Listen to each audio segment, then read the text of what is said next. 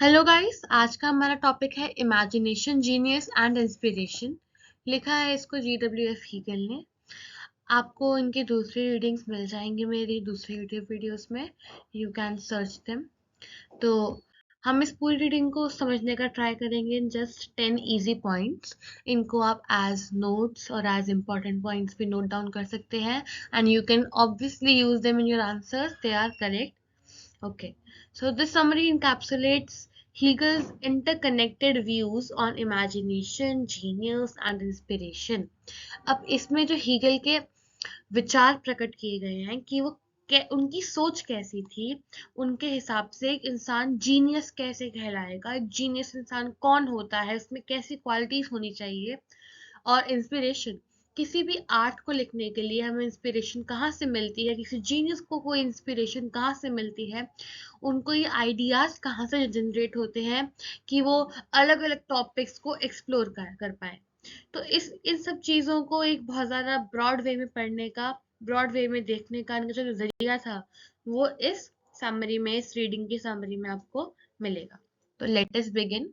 Imagination as cognitive synthesis.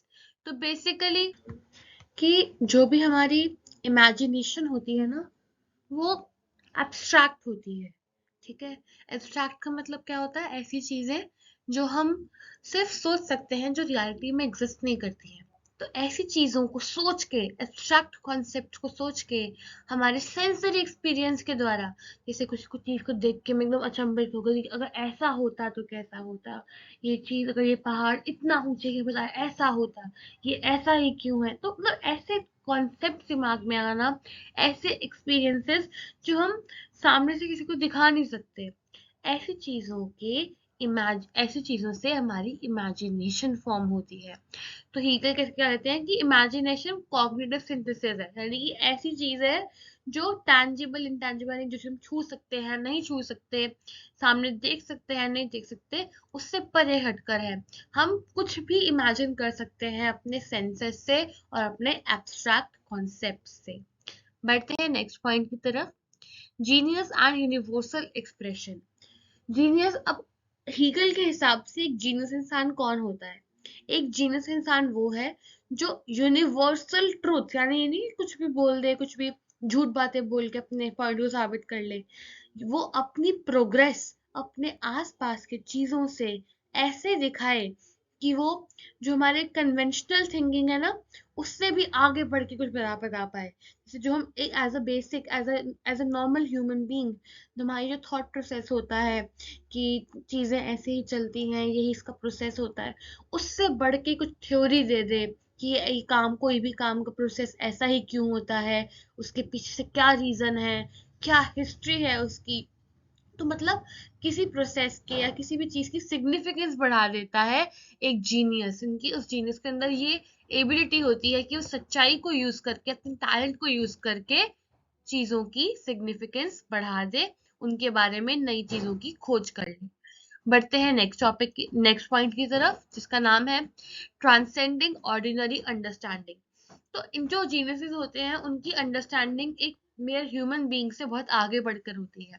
उनका creative level compare to a normal human being ज्यादा होता है।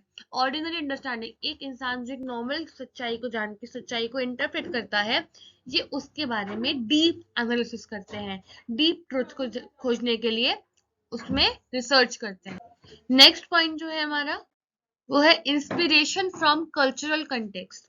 Hegel believed inspiration was not purely spontaneous but arose from an individual's immersion in the cultural, historical and social context. किसी भी इंसान की जो inspiration है, वो ऐसे कहीं से उड़ के नहीं आ जाती है।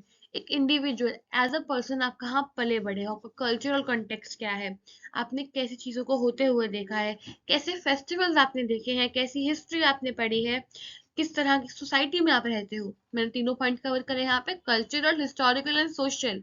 कल्चरल मतलब कैसे पले बड़े हैं, हिस्टोरिकल क्या हिस्ट्री के बारे में जानते हैं आप, क्या हिस्ट्री रही है, क्या पुराने समय के बारे में पता है आपको, और सोशल कॉन्टेक्स्ट की आपकी सोसाइटी कैसी है।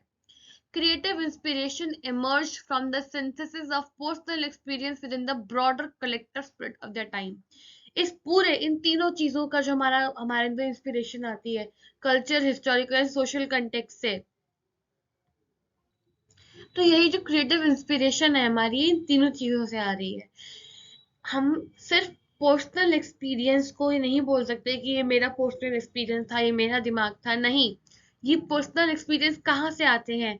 ये कलेक्टिव स्पिरिट ऑफ हमारे पूरे समय के होते हैं, कि हमने पूरा जो अपनी लाइफ गुजारी है अभी तक, इसमें क्या हमारा कल्चरल सिग्निफिकेंस था, क्या हिस्टोरिकल सिग्निफिकेंस था, कैसी सोसाइटी में हम पले बड़े हैं, कैसी हमने कास्ट डिस्क्रिमिनेशन सीखा है नहीं सीखा। तो ऐसी बहुत डिफरेंट टाइप के फीचर्स होते हैं जो हमारी इंडिविजुअल की इंस्पिरेशन को अफेक्ट करते हैं।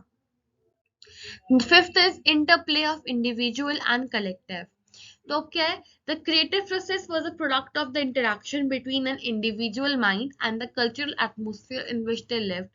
It reflected the spirit of the era while showcasing the individual's unique perspective. अब देखो, ये इंडिविजुअल कलेक्टिव का एक तरीके का ना इंटरट्विनिंग होती है।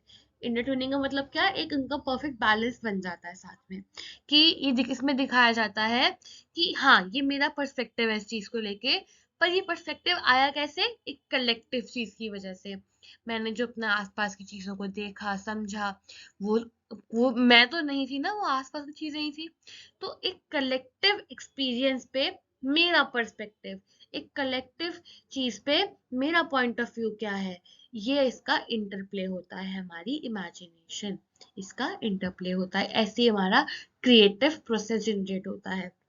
अब क्योंकि क्रिएटिविटी का मतलब ही क्या होता है?